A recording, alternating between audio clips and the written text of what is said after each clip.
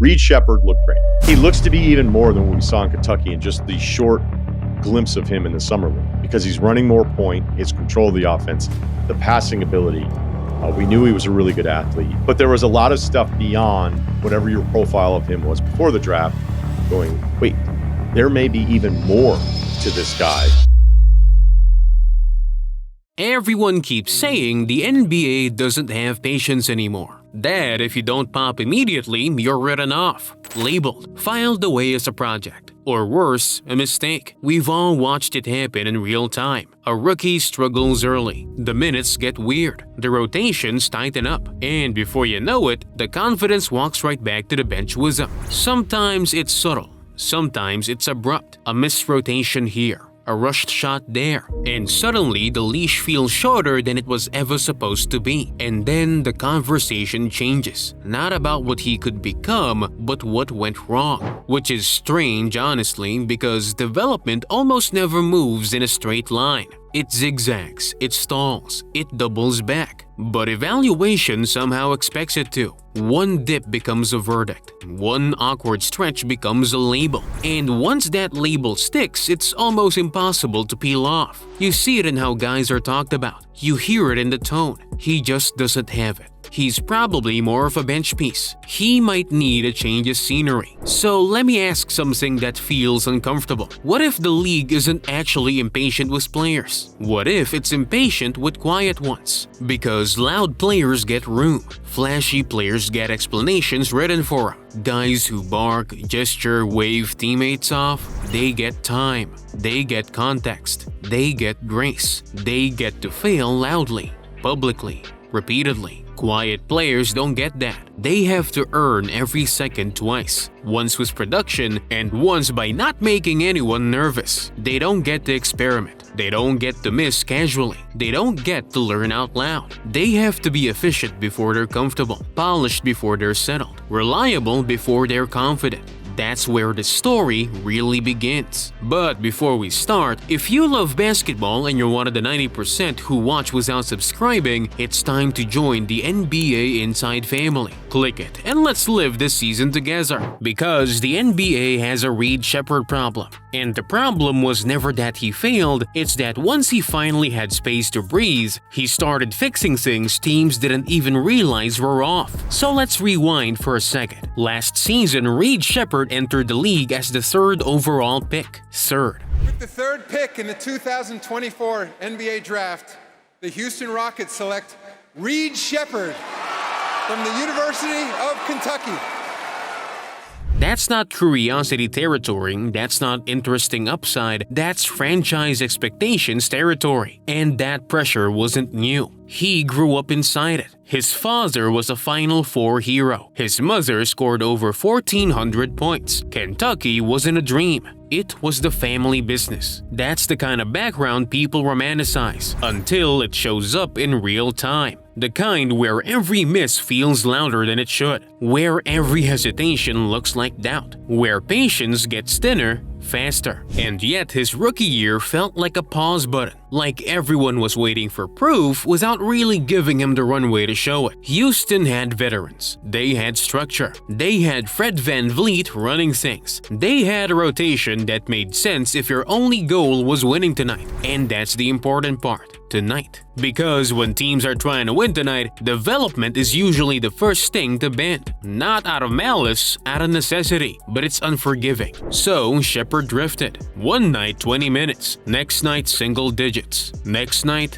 nothing. Then back again. Sometimes he looked like he was pressing. Sometimes he looked like he was trying not to. Neither is a great place to be. No rhythm, no pattern, no chance to stack good possessions on top of each other and see what happens. That's a rough place to be for any young guard, especially one whose game depends on feel. And feel has always been his thing. At Kentucky, he didn't start. He didn't complain. He just shot 52% from three. Not flukes, not corner camping. 7 threes in a game. Twice. National Freshman of the Year. all off the bench. Shooters need repetition. Guards need flow. Confidence doesn't grow in fragments. It grows when mistakes don't immediately cost you your spot, when misses don't feel fatal, when you know you're coming back in, and when the numbers dipped, people noticed. Percentages slid. Defenders leaned into him more. Teams bumped him early, forced him to finish through bodies, dared him to rush. That's when the noise crept in.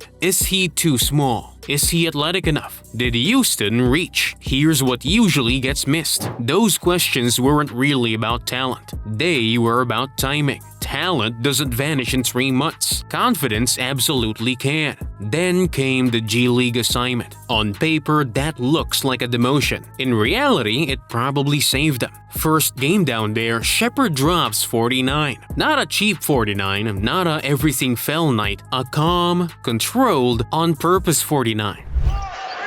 Ball comes in, knocked away by Sheppard, goes in solo, two-hand slam. That didn't come out of nowhere. Back in Lexington, after practice, country music playing, shot tracking screens glowing, he'd stay for hours, adjusting release points, tweaking foot angles, making corrections mid-rep. At one point, 42 straight threes, NBA range, defenders closing. This wasn't a hot streak. It was muscle memory waking back up. Pull-up threes, movement shooting, reads off the dribble, passes on time. Hands active defensively. What stood out wasn't the scoring, it was the pace. He looked settled, like someone who finally remembered what his game feels like. You could almost see the tension leave. Like, oh yeah, this is who he is when he's not thinking about whether the next miss costs him minutes. That stretch mattered more than most people realize, because it reconnected him to his instincts. And instincts are everything for players like him.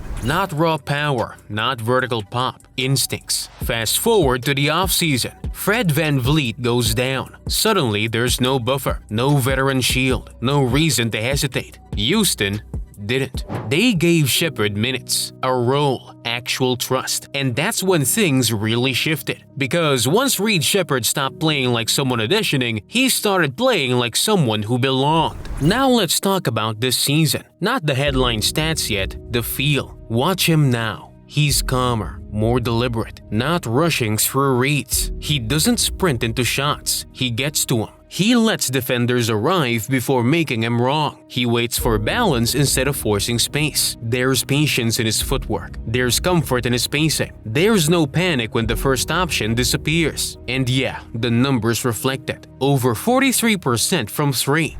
It was Reeves. They just switched it to Reeves. Here's Reed Sheppard. His high arcing three is down. 6 attempts a night. Elite efficiency without chasing volume. Box plus minus, top 5 in the league. That's not good for a sophomore, that's impact. And here's where things start to feel weird for people. Defensive BPM, top 10. That's where the nodding stops and the rewatching starts. Because if you only see highlights, you'd never expect that. But possession by possession, it adds up. He isn't strong. He isn't long. He isn't locking anyone down in isolation. What he is disruptive. Quick hands, anticipation, reads passing lanes before they fully open. He doesn't wait for mistakes, he nudges players into them. He speeds them up without sprinting himself. Yes, he gambles. Sometimes too much. Sometimes it bites him. But Houston's system absorbs it. They've got length behind them. They rotate. They cover. So his aggression turns into pressure instead of chaos. This is where evaluation gets sideways. Teams ask, can he guard this man? Does he make our defense annoying to deal with? Sheppard does. Because a tipped pass matters. A reset matters. An extra second shaved off the clock matters. Those things don't go viral. They don't end up in montages, but they swing games. And this is where the real leap shows up. It wasn't physical, it was mental. He cleaned up decision-making. Last year when defenders closed out, he rushed. This year, he pauses. Last year, he reacted. This year, he nudges. He lets defenders lean. He pulls help one step too far. He relocates instead of standing still. That's not luck, that's processing. And you see it late. Tight games. Fourth quarter. Crowd quiet. Sheppard again. Amazing hands. Why not? Runs to the corner. Why takes not? the shot. Hits the shot.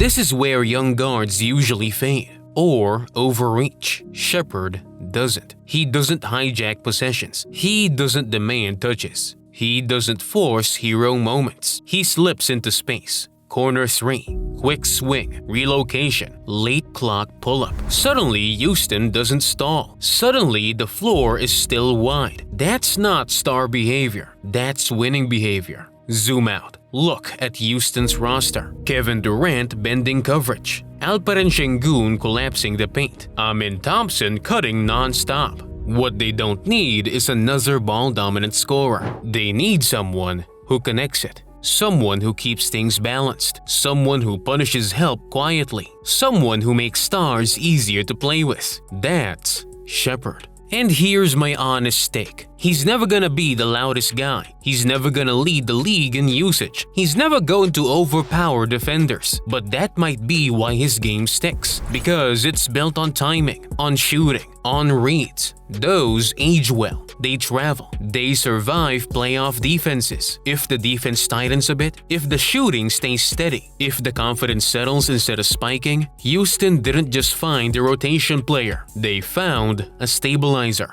And that's the real problem.